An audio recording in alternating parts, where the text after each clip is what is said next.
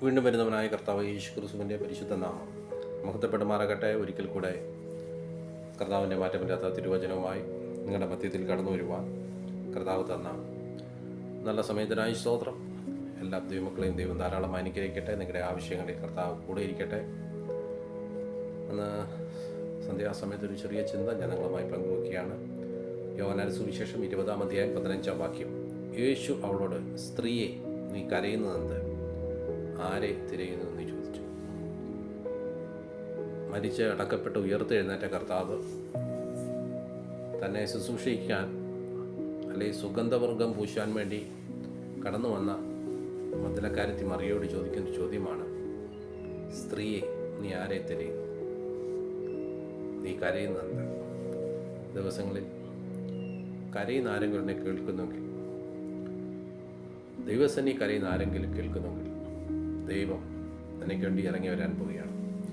നമ്മൾ ബൈബിൾ പഠിക്കുമ്പോൾ ആരൊക്കെ നിലവിളിച്ചിട്ടുണ്ടോ, ആരൊക്കെ കരഞ്ഞിട്ടുണ്ടോ, അവർക്ക് വേണ്ടി ഇറങ്ങി വന്ന് പ്രവർത്തിക്കുന്ന ഒരു നല്ല കർത്താവാണ് നമ്മുടെ ദൈവം. നമ്മൾ ആ ഭാഗം ചിന്തിക്കുമ്പോൾ അവിടെ ഇങ്ങനെ പറയുകയാണ്. യോഹന്നാൻ സുവിശേഷം 20-ാം അധ്യായം 1-ാം വാക്യത്തിൽ, ആഴ്ചവട്ടത്തിൽ 1-ാം നാൾ മഗ്ദലക്കാരത്തി മറിയ രാവിലെ ഇരുട്ടുള്ളപ്പോൾ തന്നെ കല്ലറയ്ക്കൽ ചെന്നു. കല്ലറയ്ക്കൽ കല്ല് നീങ്ങിയിരിക്കുന്നത് കണ്ടു. അപ്പോൾ മഗ്ദലക്കാരത്തിൻ്റെ പ്രത്യേകത, 7 ഭൂതങ്ങൾ പുറത്താക്കിയ മഗ്ദലക്കാരത്തി മറിയെന്നാണ് പറയുന്നത്. അപ്പോൾ ഒരു ഭൂതം ഒരു ആടെ ജീവിതത്തിലുണ്ടെങ്കിൽ, അവൻ്റെ ഭവനത്തിലുണ്ടെങ്കിൽ അത് നശിപ്പിക്കും. ഭൂതത്തിന് വേറെ ഒരു പണിയുമില്ല. അപ്പോൾ ഇവിടെ ശരീരത്തിൽ 7 ഭൂതങ്ങളുണ്ടായിരുന്നു. അപ്പോൾ ആ 7 ഭൂതങ്ങളെ കർത്താവ് പുറത്തു ആക്കുവാൻ ഇടയായിത്തീർന്നു. ഈ ദിവസങ്ങളിൽ ഏതെങ്കിലും പൈശാചിക പോരും നിനക്കും നിൻ്റെ കുടുംബത്തിനും നിൻ്റെ തലമുറയ്ക്കും നിൻ്റെ ശുശ്രൂഷയ്ക്കും എതിരെ നിൽക്കുന്നുവെങ്കിൽ അതിനെ പുറത്താക്കുവാൻ കഴിവുള്ള ഒരു നല്ല കർത്താവാണ് നമ്മുടെ ദൈവം. ആ ദൈവത്തിന് അസാധ്യമോ എന്നുമില്ല. അപ്പോഴിതാ ആ ഭൂതങ്ങൾ പുറത്താക്കിയ മഗ്ദലക്കാരത്തി മറിയ അതിനുശേഷം ആ വിടുതൽ കിട്ടിയ ശേഷം അവിടെ ജീവിതം കർത്താവിന് വേണ്ടി സമർപ്പിക്കാൻ ഇടയായിത്തീർന്നു.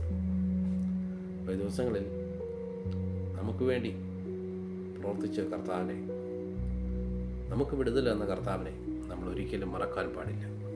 അവളിതാ ആ കർത്താവിനെ ശുശ്രൂഷിപ്പാൻ കർത്താവിനെ അനുഗമിച്ചുകൊണ്ടിരിക്കുകയാണ്. Price the Lord. അങ്ങനെ ഇതാ യേശു കർത്താവ് മരിച്ച് അടക്കപ്പെട്ട് ആ പ്രഭാതത്തിൽ ഞായറാഴ്ച അതിരാവിലെ ഇരുട്ടുള്ളപ്പോൾ തന്നെ അവളും മറ്റ് സുവിശേഷങ്ങളും വായിക്കുമ്പോൾ മറ്റ് ചില മറിയന്മാരും കൂടി ചേർന്ന് ഇതാ യേശുവിൻ്റെ ശരീരത്തിൽ പൂശുവാൻ സുഗന്ധവർഗം, അതിന് വളരെ കാശ് ചെലവാണ്, അത് മേടിച്ച് അത് കൂട്ടുണ്ടാക്കി യേശുവിൻ്റെ ശരീരത്തിൽ പൂശണം. അതിനുവേണ്ടി ഇതാ അവർ കടന്നു വരികയാണ്. അപ്പോൾ അവർ കാണുന്നൊരു കാര്യം, ഇതാ കല്ല് നീക്കി മാറ്റി വെച്ചിരിക്കുന്നു. യേശുവിൻ്റെ ശരീരം അവിടെ കണ്ടില്ല. അവൾ ഉടനെ ചെന്ന് യേശുവിൻ്റെ ശിഷ്യന്മാരെടുത്ത് നിന്ന് പറഞ്ഞു, യേശുവിൻ്റെ ശരീരം അവിടെ ഇല്ല. യോഹന്നാനും പത്രോസും ഇതാ കടന്നു വന്ന് ആ കല്ലറയ്ക്കൽ ചെന്ന് നോക്കി. അപ്പോൾ അവർ കാണുന്നൊരു കാര്യം, ഇതാ യേശുവിനെ പുതപ്പിച്ചിരുന്ന യേശുവിൻ്റെ ആ ഡ്രസ്സ് ചുരുട്ടി ഒരു വശത്ത് വച്ചിരിക്കുന്നു മാത്രമാണ് കാണുന്നത്. അതിനുശേഷം ഇതാ പിന്നെയും ചെന്ന് ഈ മഗ്ദലക്കാരത്തി മറിയ കല്ലറയിലേക്ക് ചെല്ലുമ്പോൾ കാണുന്ന കാര്യം, 2 ദൂതന്മാർ ഒട്ടിക്കുകയാണ്. Price the Lord. അപ്പോൾ നമ്മൾ കാണുന്നത്, ആ ശിഷ്യന്മാരെല്ലാം പരിശോധിച്ചിട്ട് പോയതിന് ശേഷം ഈ പത്രോസും യോഹന്നാനും തിരിച്ചു പോയതിന് ശേഷം ഇതാ ഈ മറിയ കരഞ്ഞുകൊണ്ട് ഈ മഗ്ദലക്കാരത്തി മറിയ അവിടെ നിൽക്കുകയാണ്. നമ്മുടെ കർത്താവിൻ്റെ പ്രത്യേകത എന്ന് പറഞ്ഞാൽ, ആരാണോ എവിടെയാണോ നിലവിളിക്കുന്നത് അവർക്ക് വേണ്ടി ഇറങ്ങി വരികയും അവർക്ക് വേണ്ടി പ്രവർത്തിക്കുകയും അവരോട് സംസാരിക്കുകയും ചെയ്യുന്ന ഒരു നല്ല കർത്താവാണ് നമ്മുടെ കർത്താവ്. Praise the lord. ആ കർത്താവ് പ്രൈസ് ദി ലോർഡ് ചോദിക്കുകയാണ്, ഹല്ലേലൂയ, സ്ത്രീയെ, പ്രൈസ് ദി ലോർഡ്, നീ കരയുന്നുണ്ട്? Praise the lord. ആ ദൂതന്മാരും ചോദിക്കുകയാണ്, സ്ത്രീയെ, നീ കരയുന്നുണ്ട്?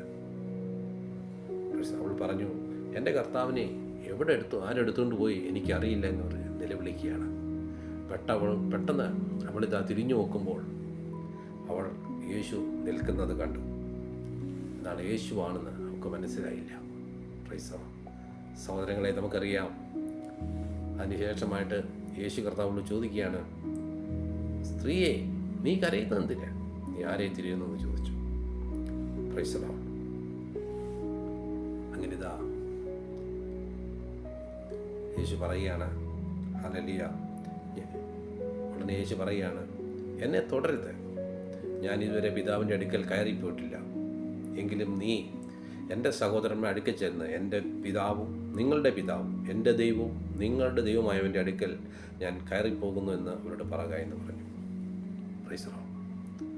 അപ്പോൾ അവൾ കണ്ട കാര്യം, ഹല്ലേലൂയ, മരിച്ച് അടക്കപ്പെട്ട എഴുന്നേറ്റ യേശുവിനെ അവൾ കാണുവാനിടയായി തീർന്നു. ഹല്ലേലൂയ. ആ കർത്താവ് ചോദിക്കുകയാണ്, സ്ത്രീയെ, നീ കരയുന്നത് ആരെ തിരയുന്നു?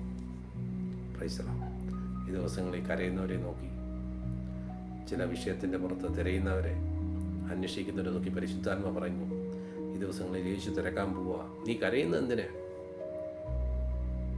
നീ ആരെ തിരയുന്നു? Price the Lord. പറയുകയാണ്, നീ എൻ്റെ സഹോദരന്മാർ അടുക്കൽ ചെന്ന് നിങ്ങളുടെ ദൈവവും എൻ്റെ ദൈവവും നിങ്ങളുടെ പിതാവും നിങ്ങളുടെ ദൈവവുമായവൻ്റെ അടുക്കൽ ഞാൻ കയറിപ്പോകുമെന്ന് പറയാമെന്ന് പറഞ്ഞു. അങ്ങനെ അവൾ ഓടിച്ചെന്ന് ശിഷ്യന്മാരോട് പറയുകയാണ്, മരിച്ച് അടക്കപ്പെട്ട് ഉയർത്തെഴുന്നേറ്റ കർത്താവിനെ ഞാൻ കണ്ടു. അവൻ പറഞ്ഞു, നിങ്ങളുടെ സഹോദരന്മാരുടെ അടുക്കൽ പോയി പറയുവാൻ പറഞ്ഞു. Price the lord. ആ മതിലക്കാരത്തി മറിയെ നോക്ക്, അവിടെ ജീവിതം കർത്താവിന് വേണ്ടി പ്രവർത്തിക്കണം, കർത്താവിന് വേണ്ടി ശുശ്രൂഷിക്കണം എന്ന ആഗ്രഹവുമായി കടന്നുപോവുകയാണ്.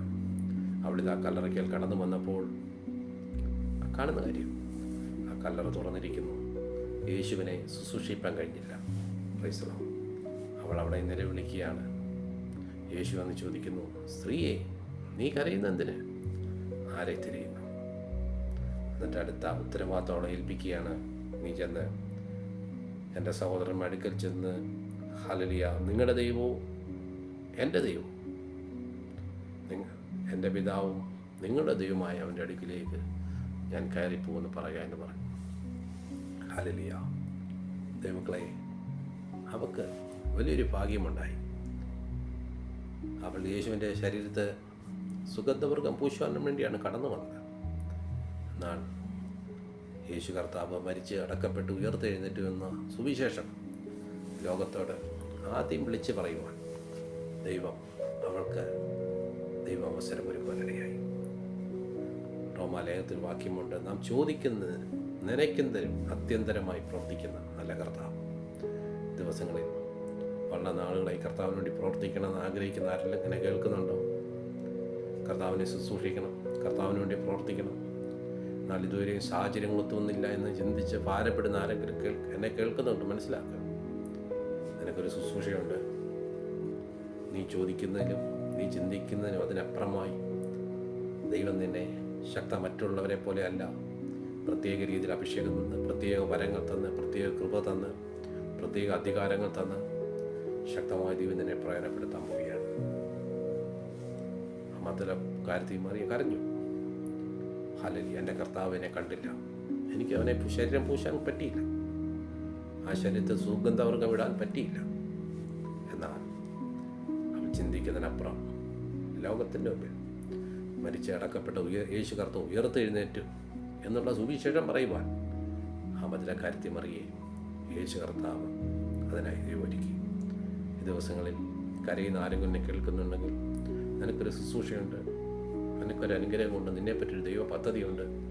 ഈ ദിവസങ്ങളിൽ അതിനായി ഒരുങ്ങിയാട്ട്, ദിവസങ്ങളിൽ അതിനായി പ്രാർത്ഥിച്ചാട്ട് ദൈവം പുതിയ അഭിഷേകത്താൽ നിങ്ങളെ നിറയ്ക്കുന്നു, പുതിയ വരങ്ങളാൽ നിങ്ങളെ നിറയ്ക്കുന്നു, പ്രവചന അഭിഷേകത്താൽ നിങ്ങളെ നിറയ്ക്കുന്നു, പ്രസംഗിക്കാനുള്ള വരങ്ങളാൽ ദൈവം നിറയ്ക്കുന്നു, രോഗശാന്തി വരത്താൽ നിറയ്ക്കുന്നു, ഭൂതങ്ങളെ പുറത്താക്കളുടെ കൃപയാൽ നിറയ്ക്കുന്നു. യേശുവിൻ്റെ നാമത്തിൽ എന്നെ കാണുന്ന പ്രിയപ്പെട്ടവരുടെ മേൽ അങ്ങനെയുള്ള അഭിഷേകം, അങ്ങനെയുള്ള അധികാരം യേശുവിൻ്റെ നാമത്തിൽ ചലിക്കുവാനായി പ്രാർത്ഥിക്കുന്നു. അതങ്ങനെ തന്നെ സംഭവിക്കട്ടെ. എല്ലാ പ്രിയപ്പെട്ടവരെയും അനുഗ്രഹിക്കുന്നു. ദൈവം എല്ലാവരെയും സഹായിക്കട്ടെ. എനിക്ക് വേണ്ടി പ്രാർത്ഥിക്കുക, ഞാൻ നിങ്ങൾക്ക് വേണ്ടി പ്രാർത്ഥിക്കുന്നു. ഇവിടെ പ്രാർത്ഥനാ വിഷയങ്ങളുണ്ട്, എന്നെ അറിയിക്കുക, വേണ്ടി പ്രാർത്ഥിക്കുന്നതായിരിക്കും. യുവജനങ്ങളാണ് ദൈവമായ കർത്താവ് നമ്മെ സഹായിക്കട്ടെ. God bless you.